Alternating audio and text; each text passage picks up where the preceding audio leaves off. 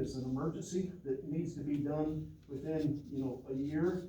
But something that you need to at least put on your radar, because that it's gonna be time sometime to get that done.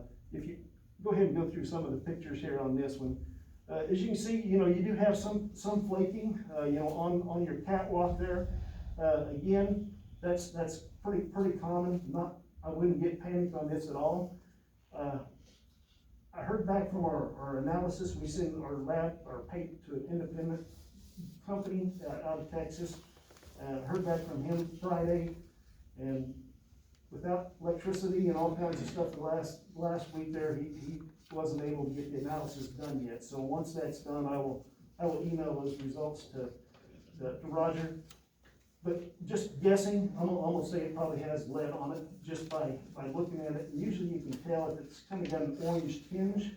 If you peel some of the paint off and see kind of an orange tinge on the back, that's usually an indicator that the tank has some lead on it. So, next. The only thing that we noticed on your side, your tank sides, your city name has thinned out pretty good. Your coatings overall has thinned out pretty good.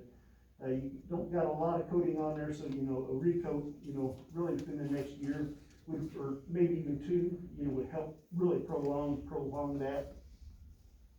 There you can kind of see, and I'm saying you can all see that from the ground pretty well too, when you look up at your city name there. This is the interior. As you can see that, quite a bit of rust in the ceiling itself.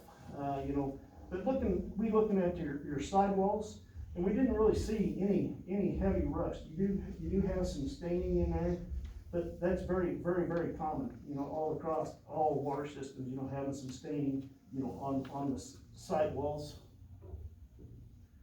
Just another picture. That one's kind of misleading a little bit. It's not quite that orange and bright, but with the way that light was hitting it, you can really see it there.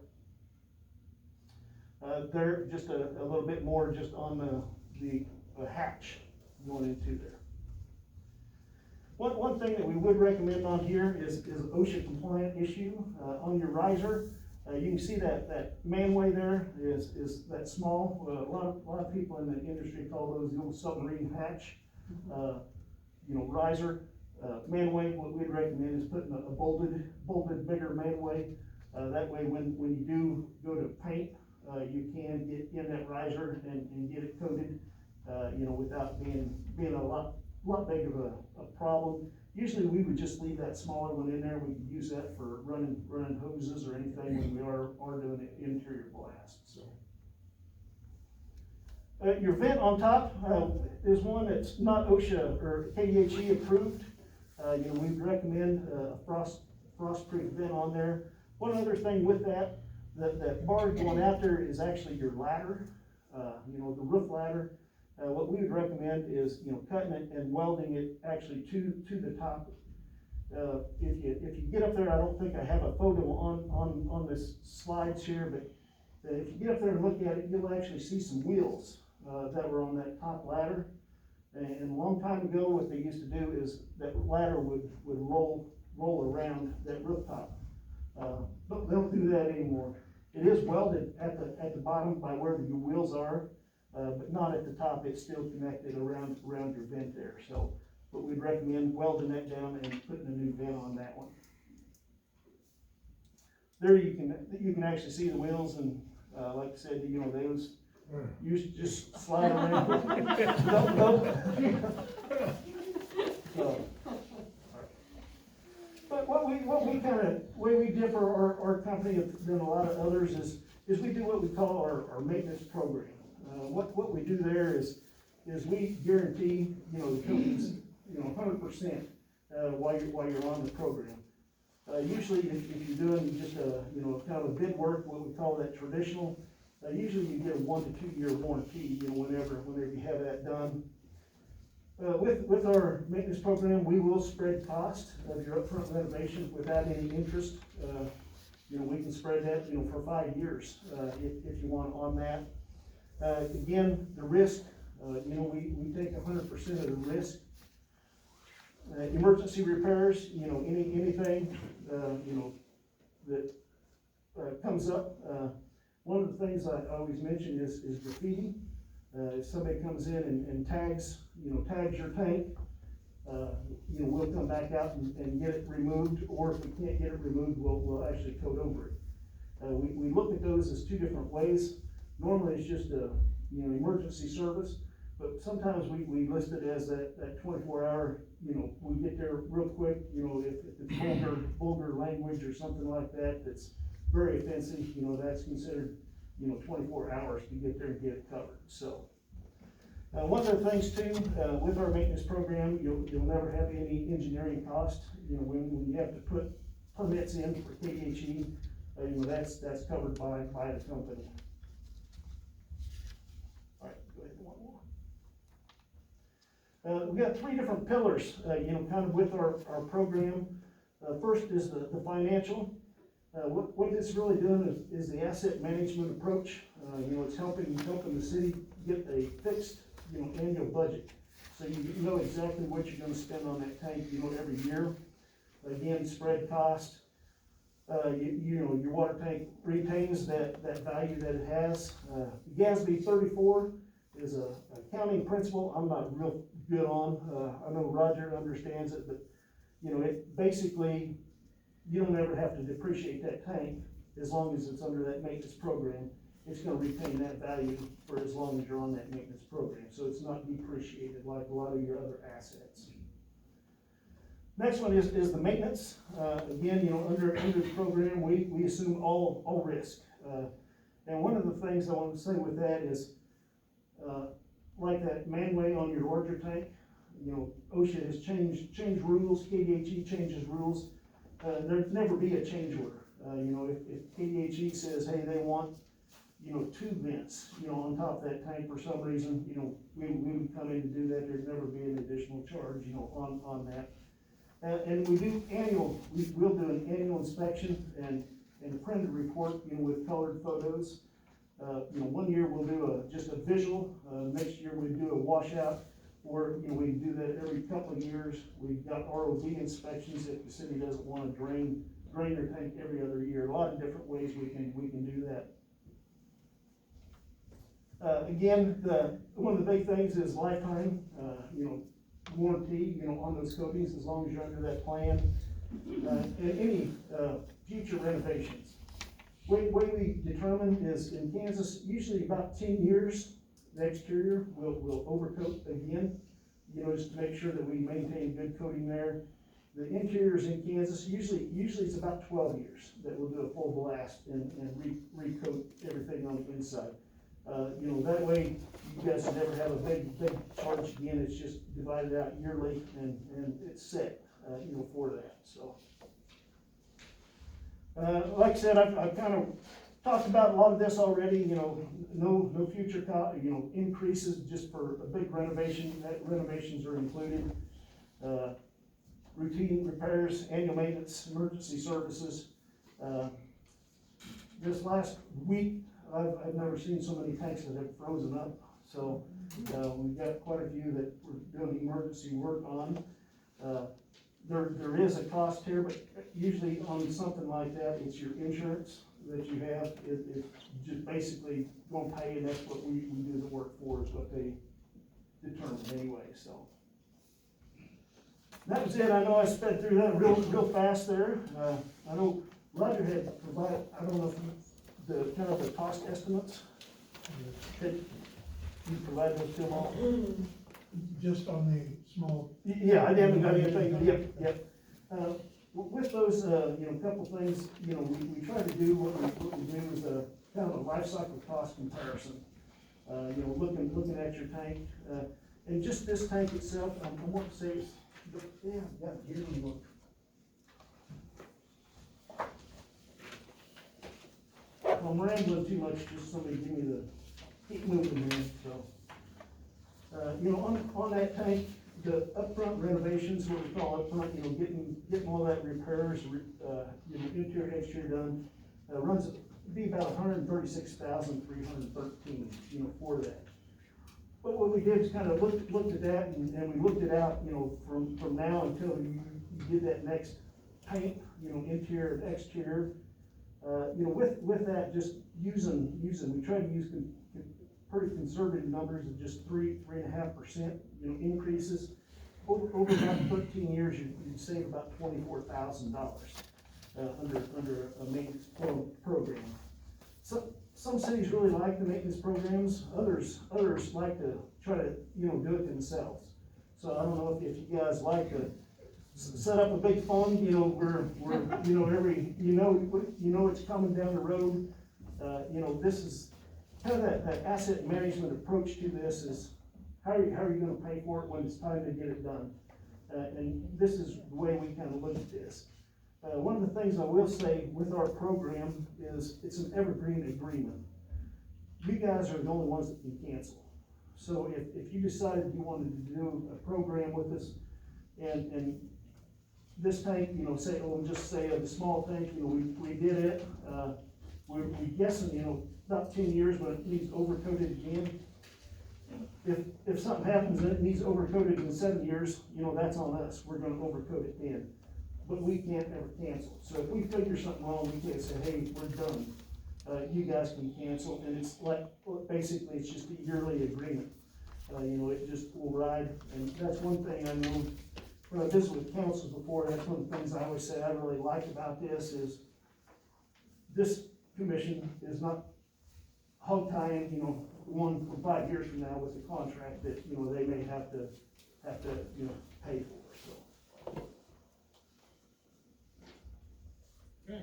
I know I went through that real quick, but heck, any questions or anything, just holler at me. If you didn't climb that tower yourself. Oh, no, that's I get some guys that are foolish. So, you saw him up on top, they love doing that, and Gee, they're nuts. Not as bad as the cell towers. so, one of the things that you do have on your small tank, but you do on your large is a cable safety climb. If you go and look, it's a cable that actually goes up the middle of the ladder, and you hook it onto your harness. Otherwise, we're double lanyards, our company policies, 100% tied off all the time, so, it's climb 5, 5 steps, rehook, unhook, climb 5, hook, unhook, so it's, olden days, I used to run up the silo all the time, I'd even climb on the outside sometimes, but not no more, not me, so. Okay. I like land. All right, well, thank you. You bet. When does the current contract we have now expire, or what's the process? It's for another 3 years. I'm working with our legal counsel, Okay. and when we come back with the proposal, see, I have the program estimate for the small tower and the needed repairs. Jim's gonna continue to work up what the large tower would be. Okay. And again, Yeah, I'll work with legal counsel. Well, and we had thought it would be handy to have pictures to send to show them why we had issues with what was going on with the tower. Now we have those facts. So Roger, was the estimate for a annually payment of $136,000, or was that for? That was the total cost of the repairs. It's approximately $36,000 a year for the maintenance program and amortizing the repairs for 5 years, interest-free. Thank you. Yeah, what we did was we took that initial upfront cost and we spread that over 5 years. There's no interest on it, but we just spread it over 5.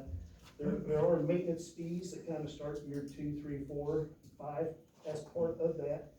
But then, I think it goes down to like 11,000 a year. If you, I don't know if you have that life cycle cost analysis there, if you got a copy of that one. I don't have that particular one, Not, okay, not yet. but did I get it to you? Yes. Okay, but it'll kind of show you how those fees go, so. Thank you. Okay. Moving on, number 18, progress update on 116 North Roosevelt. Jim? Y'all had a chance to review the letter in the deal. Basically have nothing to add to it, just that's my recommendation to, let him go ahead with his next phase. March.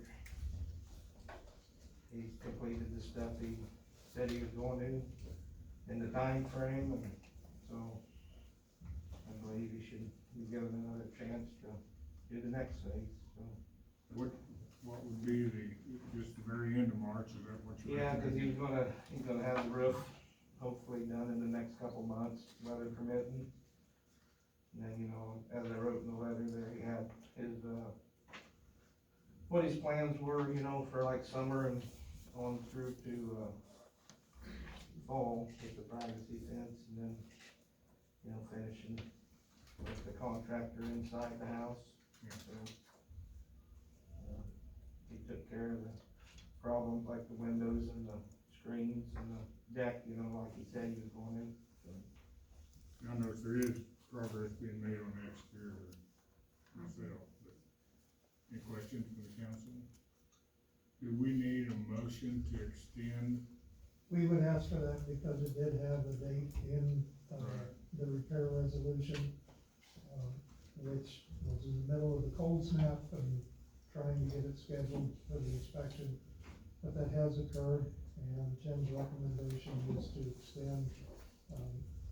I would recommend the council that we extend it for 180 days, simply because there is a Senate bill,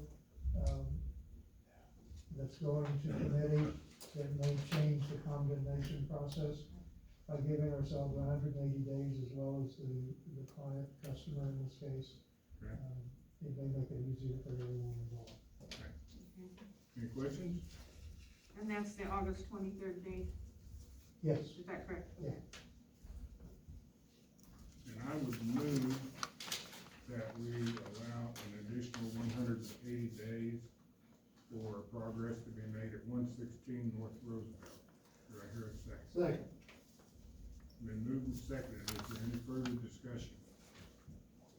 All those in favor signify by saying aye. Aye. Those opposed, same sign. Motion carried, 5-0. Number 19, Mr. Kraft.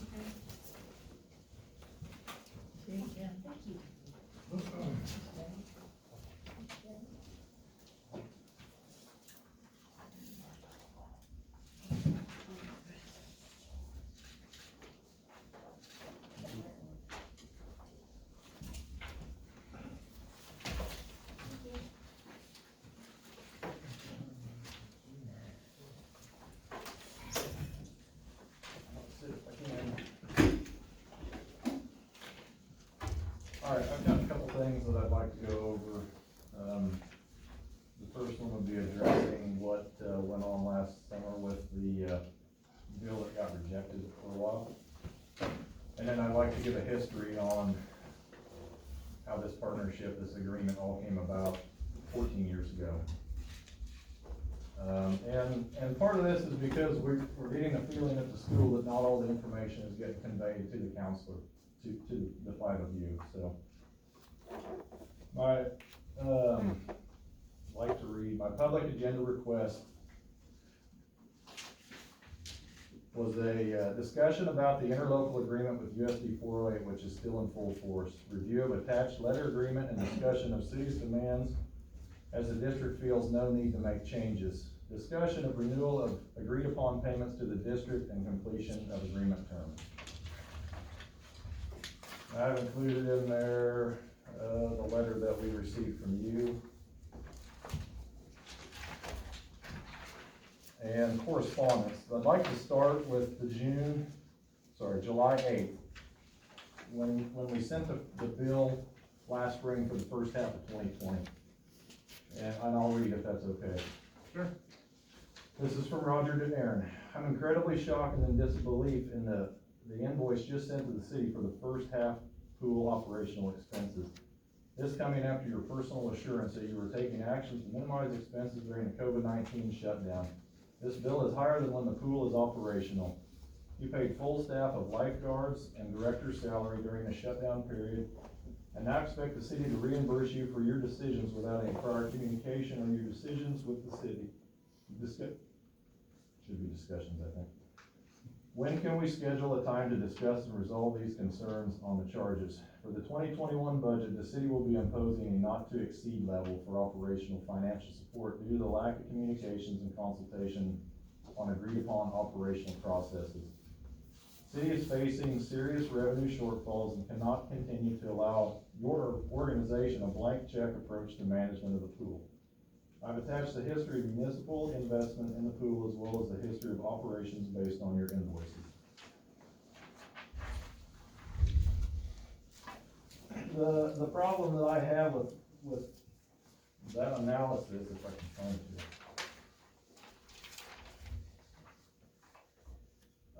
I took off the first 2 years of the agreement and I started in like '09 for 12 years. The average of the first half billing of 12 years was $17,803. We sent you a bill for $17,222, which was $600 less than the average for that period. And then your administrator tried to compare it to the year previous, which was the second lowest 6-month amount of 12 years. You can't compare things that way and say that we're overcharging the city when you're not comparing apples to apples. And so that was part of the issue that we had with that analysis. Response, August 21st from Roger to Aaron. During the 2021 budget creation process with City Council, I have received instruction to meet with you and draft guidelines for the joint operational support of the pool in the Sports and Aquatic Center. There are times we can schedule a couple hours to meet and resolve the concerns and draft a new agreement. We have additional time after school resumes. Response from Aaron, once we are back in school, I should have more time. We'll get back with you after we're back in school. September 29th from Aaron. Roger, apologize for not getting back to you sooner. I've received my answers and then forgot to respond to you.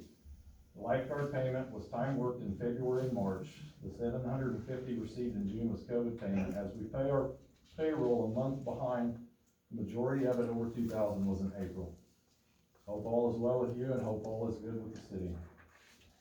October 6th, Roger to Aaron. I understand you have a busy schedule the next few days due to the staff COVID case in the elementary, so this matter can wait for a time. The next council meeting is not until the 19th of October. Last evening, the pool invoice was tabled again by City Council until such time a full explanation of payroll charges, discretionary payments made to non-essential pool employees, and the reimbursements received by the school under the Federal CARES PPP Act and other support funding streams.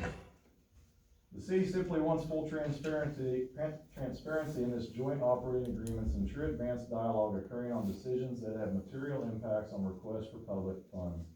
You and I still need to meet, discuss a revision or discontinuance of the operational support agreement that expired in 2010 as continued under the gentleman's agreement.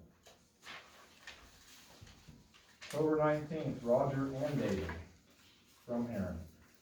Hope this email finds you both well. I'm writing you an email in response to a question you had over the bill that we sent in July in regards to payroll expenses. During the lockdown due to COVID-19, USD 408 paid all of our employees. We did not want to hurt any of our employees during a pandemic. That is why we paid them during that time. The district has received some COVID relief monies, but none of those monies have been used to pay salaries.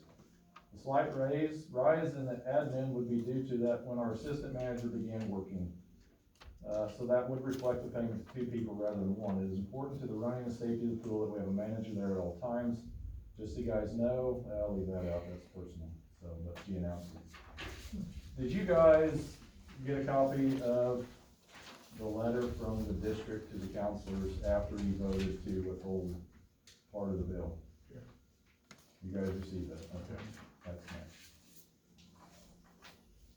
And after he sent that, and further explanation, that's when there still wasn't explanation enough, and that's when we sat down, the 4 of us, and went through all that, and at your very next meeting, you voted to pay the rest of it. We didn't say anything else in that meeting than what was said in the letter before, so. Well, just as a point, at that meeting, I believe Aaron explained that there was some maintenance, painting maintenance was the reason for that additional $2,000. Yeah. And that's why we agreed to pay that. That and, But and that explanation was not in the bill, that and, just for clarification. we had extra, COVID training for lifeguards, and when the pool was shut down, that was a good time to do that in May. Sorry to interrupt. That's, no, you're fine. December 18th, thank you, this is from Roger and Aaron, thank you on a couple fronts. First, thanks for coming to visit yesterday and the honest dialogue to ignite the rebuilding of the partnership. The second, thanks, I appreciate you stopping by the SAC this morning to look at the questions presented and gain firsthand perspectives. I choose not to interrupt you as I know you're busy trying to get through this week. At a time convenient for you, perhaps you and I could get together for lunch and just spend time getting to know one another, past experiences, and management styles, so we can lay a strong foundation for our interactions moving forward. Please let me know if that is acceptable and perhaps a time frame that might work for you. Response from Aaron, it was good visiting with you both as well yesterday. Lunch sounds good, maybe after the first of the year we can get back into the swing of things.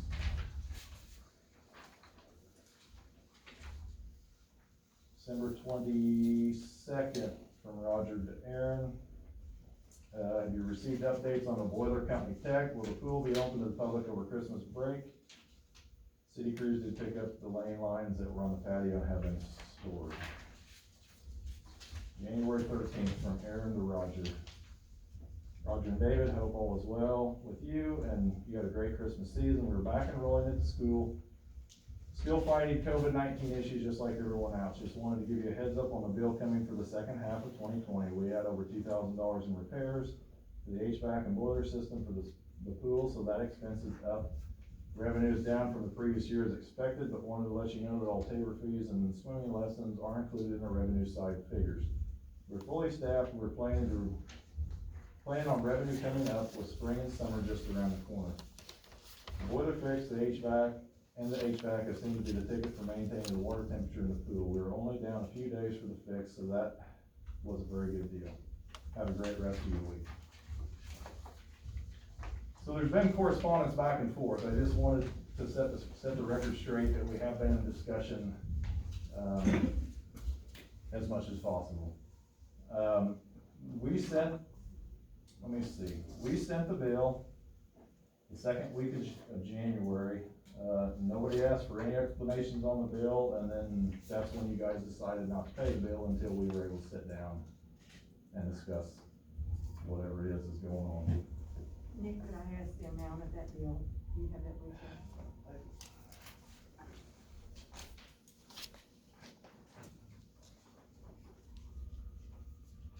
That bill was $23,259. And that included the insurance that you had to charge us for 3 years, was that in on that? That was not in that. That wasn't in that, okay. And out of this $23,259, isn't $12,000 of that city billed for water, sewer, so on and so forth? Yeah, I can't tell you that offhand. I think I left that in the car.